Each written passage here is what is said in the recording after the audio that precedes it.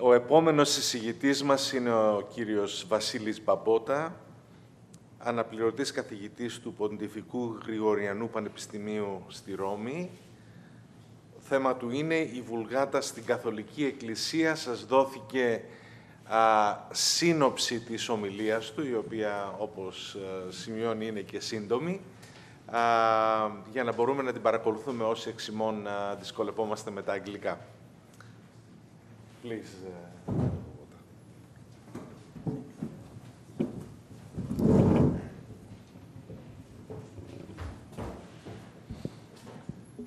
Thank you. Your Excellencies, Reverend Fathers, dear colleagues, ladies and gentlemen. I shall try to say something that has happened over 16 centuries in about 20-25 minutes. So that's, I will try to make an attempt towards this. So the topic of my presentation is the importance of the Vulgata in the Catholic Church. From the outset, it is necessary to distinguish the Vetus Latina from the Vulgata. The first, that is the Vetus Latina, was basically a translation into Latin of Greek, both Old and New Testament scrolls, or books, as we call them later, because at the time there were no books yet, often referred to in biblical scholarship as the Septuagint, or the Greek Bible. Many of these manuscripts, ancient manuscripts, Greek manuscripts, had gone lost. This translation, that is the Vetus Latina, was accomplished sometime after 150 CE. For those who could not understand Greek. At first, its target audience was North Africa, mainly present-day Tunisia and Algeria, parts of Italy, and southeastern part of the present-day Spain and France.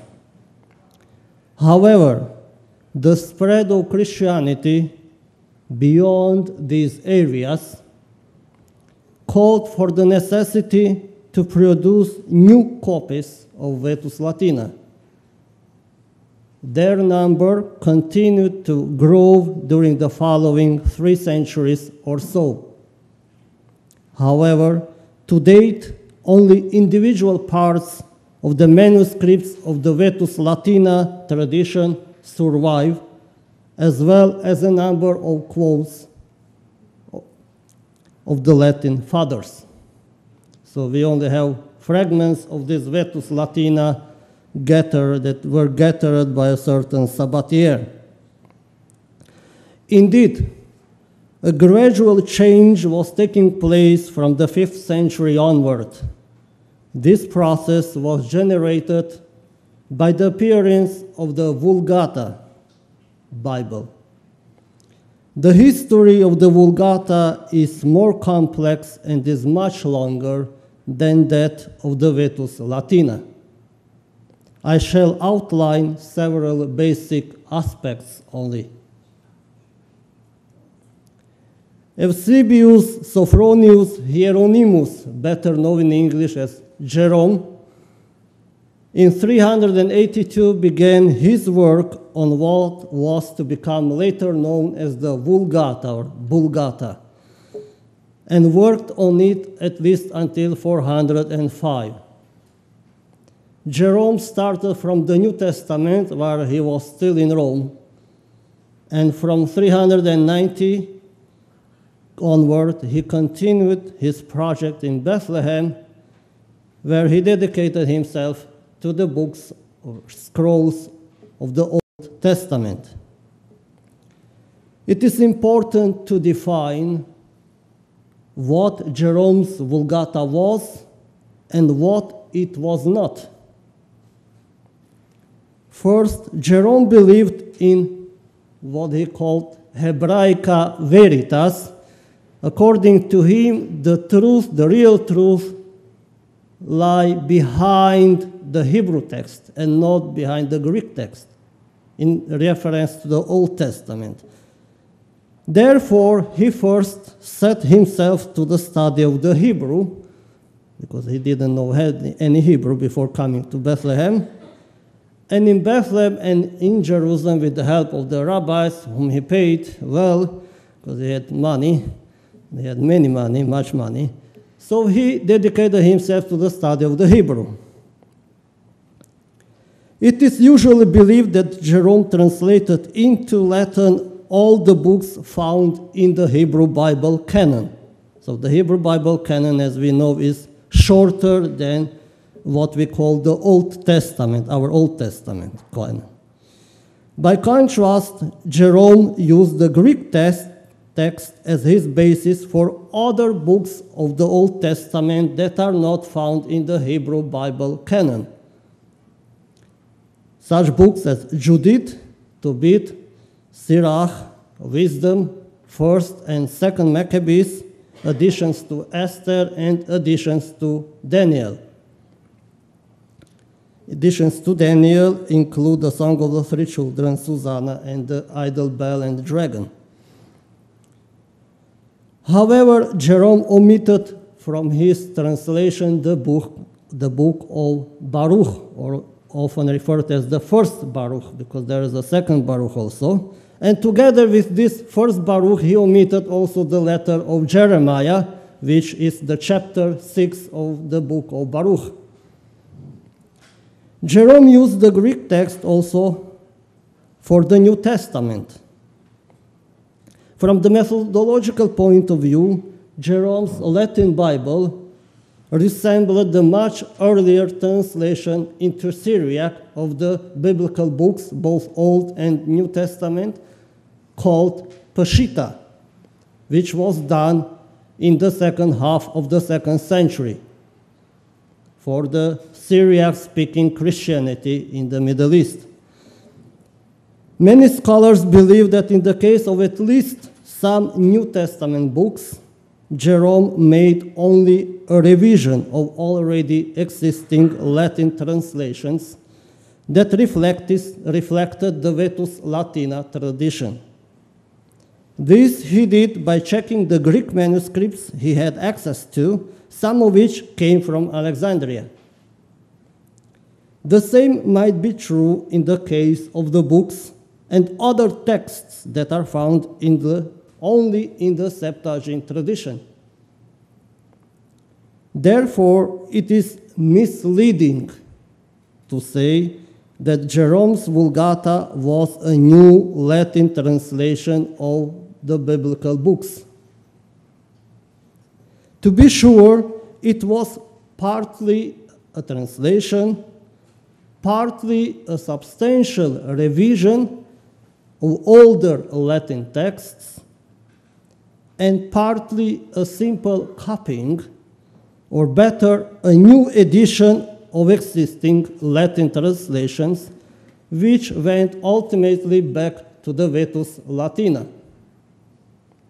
The project of this new Bible was initially commissioned by Pope Damasus I, and the accomplishment of this huge project was a real revolutionary act, especially as far as the translation of the Hebrew biblical books was concerned. Because Jerome was the first, as far as we know, to have translated the Hebrew books of the Old Testament. Notwithstanding, in the following centuries, the spreading of Jerome's Vulgata was rather gradual and limited among certain Western Christian communities. So to say, it did not enjoy the success it was hoped it would from the very beginning. There were several reasons for this. First, some contemporary Latin church fathers were rather skeptical about Jerome's New Latin Bible. Thus, Augustine, to take one, believed that the Septuagint, and so the Vetus Latina from which it derived, was still to be regarded as the really divinely inspired text. Second, the concept of biblical canon itself, as well as the order of individual books, was not unified among Christianity in the 5th century CE. Evidence for this are the Greek codices of the 4th and 5th century, such as Vaticanus, which lacks all the 4 books of Maccabees and the prayer of Manasseh from his Old Testament, and the so-called general epistles or universal epistles are placed in between the Acts of the Apostles, which, by the way, is arranged in 36 chapters, and Pauline letters. The other important codex, Codex Sinaiticus, lacks 2nd and 3rd Maccabees in the Old Testament and includes the letter of Barnabas and the shepherd of Hermas, Pastor Hermas, in the New Testament. The Pauline epistles are placed in between the Gospels and the Acts. The other codex, Alexandrinus, includes the Odes of Solomon in this Old Testament and 1st and 2nd Clement in the New Testament. The general epistles are placed in between the Acts and the Pauline epistles. So as we see, there was not yet a unified canon or the order of the books that was to be followed in the 5th century.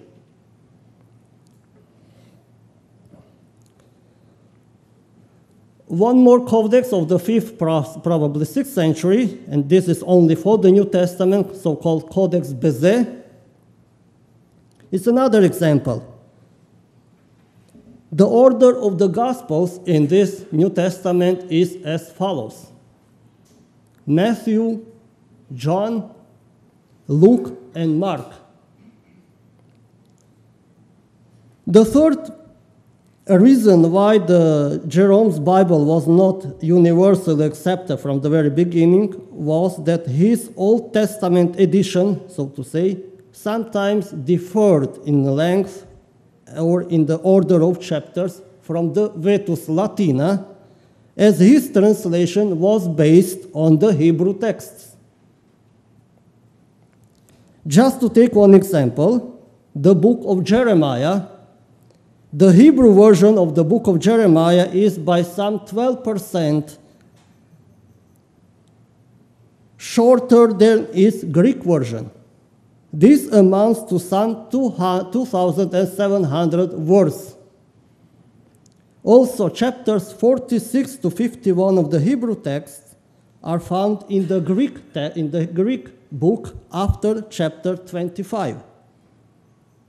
So this was another problem for Christians, for leaders of the local church, to simply accept another, so to say, version of the Bible. There were several levels of difficulties. And this caused not few problems for certain Christian communities. The interest for Jerome's Bible, though, continued to grow in the Middle Ages, so that it began to be referred to as the Versio Vulgata, or simply Vulgata. Vulgata, as such as the term, it was not yet used in the earlier centuries. It was used later on to refer namely to Jerome's Bible and the following tradition. But by the end of the first millennium, there were several versions of Vulgata circulating among Christian communities in the West. Jerome and the later Vulgata versions, and we already speak about versions by the end of the first millennium, included in their New Testament corpus the purported epistle to the Laodiceans, mentioned by Paul in Colossians 4:16. This epistle appears in many Vulgata editions between the 6th and the 12th century CE, after which its authority began to diminish. Moreover, by the 13th century, 3 more writings began to be inserted in certain Vulgata versions. The prayer of Manasseh, called Oratio Manassis in Latin, 2nd Esdras and 3rd Esdras. In fact, Jerome did not translate them, just as he did not translate, for example, the Odes of Solomon. This meant that by this time, these 3 writings acquired the status of biblical text. This is further corroborated by their use in medieval commentaries. For example, Thomas d'Aquinas uses them. Sometimes these 3 Latin texts were printed side by side with their Greek text, Latin and Greek. 2 important decisions that regarded the Vulgata were pronounced during the Council of Trent in Italy on April the 8th, 1546. On the one hand, the prayer of Manasseh and the 3rd and 4th Esdras were excluded from the official canon of biblical books, and so was the epistle to the Laodiceans. On the other hand, the Vulgata was declared as the authoritative version of the Bible in the Catholic Church, but which, however, necessitated a revision. It should be emphasized that the Council, and this is very important, conferred authority on this Vulgata against other Latin translations of the biblical books that were in circulation at the time. The Council, however, did not deprive of authority the Hebrew or the Greek text of the biblical books. Thus, the first revised Vulgata was published in 1547 in Leuven by Johannes Henton, who used as basis the texts of the Greek Biblia Complutensis Polyglotta of 1520 and Stephanus Vulgata of 1540. However, the official Tridentine Vulgata was published only in 1583 in Antwerp, present-day Belgium, by a commission under the guidance of a certain Franz Lucas, who used as basis the 3rd revised edition of Henton's Vulgata. Soon after, Pope Sixtus V took himself the initiative to correct the text, as he said, Nostra nos ipsi manu correximus, that is, we corrected this with our own hand, and in 1590 published what became to be known as Vulgata Sextina, after the name of the Pope, which excluded the 3 texts mentioned above. That is the Oratio Manassis and the 3rd and 4th Esdras. In 1592, just 2 years later, another Pope published a new edition of Vulgata, and this Pope was Pope Clement VIII. And so this Vulgata, his Vulgata, became to be known, and so it is known today as Vulgata Clementina. He restored back the prayer of Manasseh, and together with it, 3rd and 4th Ezra, but placed them all in an appendix at the end of the Bible, after the New Testament. The Prefatio ad Lectorem to this Clementine Vulgata refers back to the Council's decision and reiterates what Sixtus V had stated earlier with regard to these books.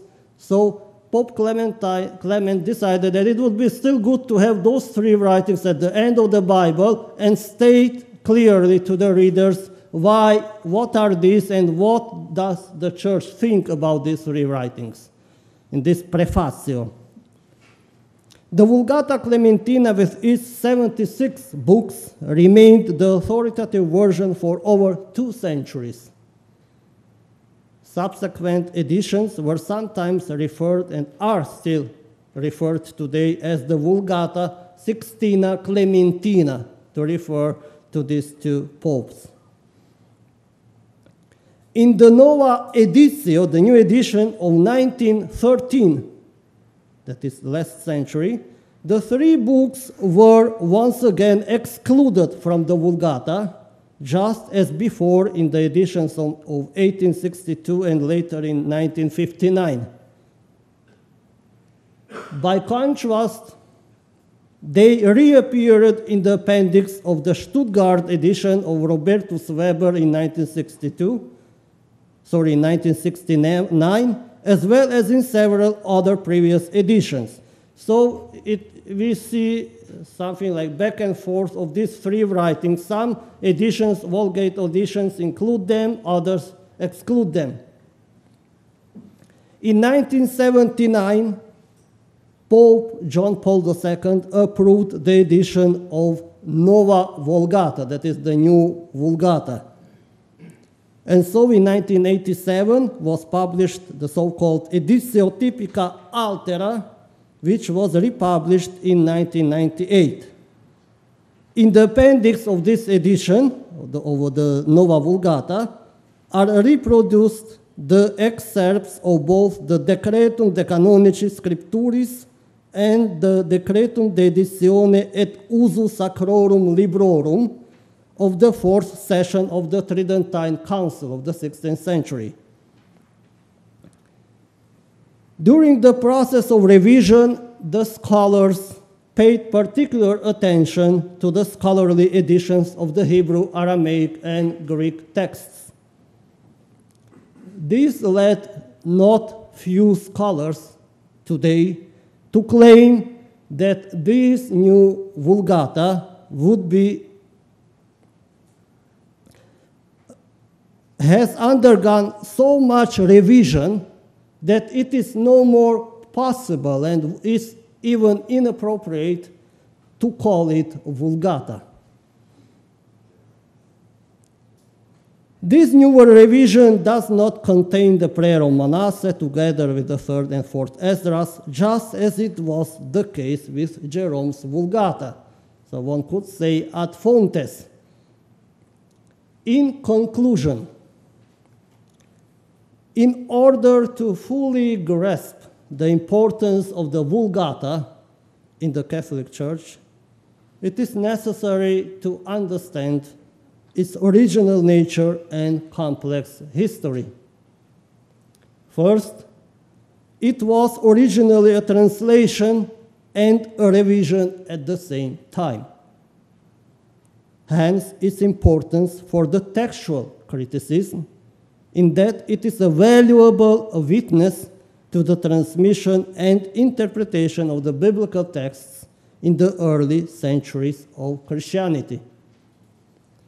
Second, when speaking about Vulgata, one must bear in mind that by this term we necessarily refer to a variety of versions of Latin Bibles that circulated in the last 15 centuries or so, but which go ultimately to Jerome's work. Hence, from this long history derives the importance of the Vulgata for the exegesis of the biblical texts and for the theological disputes that have gone over the centuries. Eucharisto.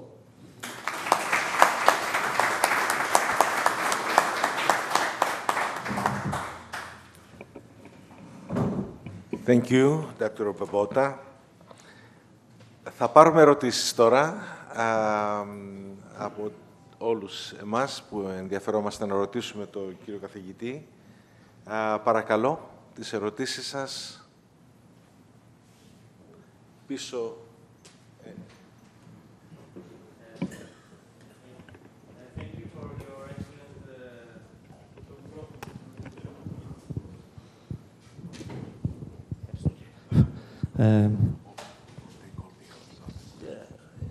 as much as we can. Professor Babota, thank you for the excellent presentation. I want to ask this. Do you agree with the scholar's opinion that finally Vulgata was accepted in the West, not so much because Geronimo had made Vulgata, but because it was the next generation, so to say, from the Vetus Latina. It was a new translation that the people in West saw it as the new version of Vetus Latina. I'm not sure if I'm clear. Thank you for your question. I think partly I answered your question saying that in the earliest centuries, Vulgata did not enjoy a very much success, that it was not soon accepted by local Christianity. However, when we speak about Jerome's Vulgata, today what we have is only editions of the 6th and 7th centuries, and some are not even complete. Vulgata, Jerome's Bible, had undergone new revisions in the next centuries, and those revisions were accepted, not so much the original. So it was, so to say, a two-level history. On the one hand, everyone will speak that it was Jerome behind this.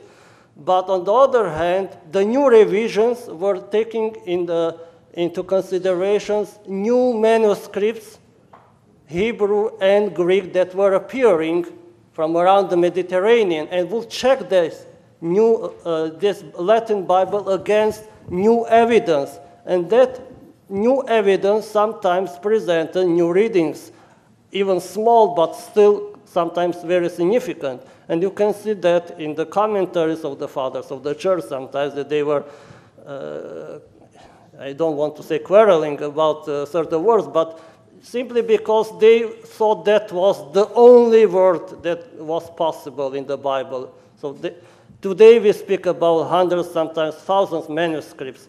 That's why the last edition, according to some scholars, should not be even called Vulgata, because it's so much, they say, different from the originals that it does not reflect anymore the manuscripts Jerome had used. For example, the tradition says for the Hebrew books, he used the books, the scrolls, the manuscripts he found in Bethlehem at the time. Where are they now? We don't know. Do we have let's say, a textus, a receptus of them? We don't know. So I think, it's not simple to answer with yes and no. So there was an ongoing re-edition of Jerome's Bible. And as these re-editions were multiplying, the people eventually accepted them. But not, they say, according to various estimates, it took probably another 4 centuries for the Vulgate to finally be accepted more or less in all parts of Western Christianity, so around the 8th or maybe 9th century. Because we have testimonies of the Vetus Latina version still circulating in that time in some parts of the Western world. Yes, please. Ο κύριος καθηγητής, ο κύριος Καραβιδόπουλος. Κύριε Καραβιδόπουλο, αν θέλετε. Στα αγγλικά, αν μπορείτε, παρακαλώ. I will try to ask my question in English. I have 2 questions. The first one has been partly answered. Do you have any information or hints of how was the first reaction of people who, for first time, heard the Vulgata translation in the church, while they were used to hear Vetus Latina? Not the reaction of the clericals or the Pope or the bishops, but the simple people who were used to hear in the church the Vetus the Vetus Latina, and now for the first time they heard the translation of Vulgata. If there are some information or hints, because I read somewhere that people, when the first time heard in the church the Vulgata, they left the church immediately because they were used to hear Vetus Latina and not another translation. And second question is, there was a project in Boiron, in Germany, a project for editing the critical edition of Vetus Latina. This project has been transferred to Louvain-la-Neuve in Belgium. This project has been terminated or is being continued still? So I think, yeah, you're right. I partly answered your first question saying that before the Jerome's Bible did not arrive so fast to the faithful because the church leaders were hesitant, were skeptical about what it was, this new reality. And yes, there were reactions of this kind because of the reasons, at least 3 reasons that I gave, but there are many more. You know, when you see a shorter Bible and a longer Bible, that already is an argument. Then when you see, let's say, one book having less chapters than the other, in the other version, that's another problem. And then certain, you know, as we well know, when you take the Hebrew text and you take the Septuagint text, you know that's obviously the differences are there. So, and this could not have gone unnoticed. I mean, and that's why one of the reasons why it took so long to finally be accepted by, first of all, by church leaders and then by the faithful. Of course, when it came to the faithful, there was a second wave of reactions, you know. So in that sense, coming to your second question about the new edition of the Vetus Latina, it is going on. Yes, I know some of my colleagues are working on that. Also from the Pontifical Biblical Institute, a colleague of mine works on Sirach, Ecclesiasticus. And yeah, it's a long process and very much consuming because Sabatier did collect most of what he could, but there is much more work to be done to go through the commentaries of all the Latin fathers and look for all their quotations and so on, and to see where they took from, whether it's from Vetus Latina or from some other source. It's a very complicated issue. The other problem is that some fathers of the church simply quoted by heart, as was also usual in the New Testament. We know scripture quotation, and you have difficulties to say whether it's taken from actually a manuscript or simply a paraphrase, you know, because from the memory. So that's another problem. But I've seen some of these editions, I mean volumes of this edition. So you have maybe 4 or 5 lines of Latin, and the rest is the apparatus criticus, just to see how much work is necessary. Yeah, it's going on, yes. Κύριος Βασιλιάδης, κύριε. Θα μου επιτρέψετε να τιμήσω την πρώτη εισήγηση, γιατί έχει σημασία για τον οικουμενικό χαρακτήρα των βιβλικών εταιριών, και να υπενθυμίσω 2-3 στοιχεία τα οποία είναι πάρα πολύ σημαντικά και έχουν σχέση με την μετάφραση την οποία εκπονήσαμε τη δεκαετία του 80. Οι βιβλικές εταιρείες άρχισαν καθαρά ως ένα οικουμενικό εγχείρημα. Καθαρά. Το 1815 βέβαια δημιουργήθηκε η έρηδα, η λεγόμενη έρηδα των αποκρύφων, που φαίνεται ότι ένα παρακλάδι της είναι και η τριαδική βιβλική εταιρεία η οποία παρέμεινε, και έκτοτε πραγματικά υπηρετούσαν μόνο τον κανόνα των Ευαγγελικών Εκκλησιών.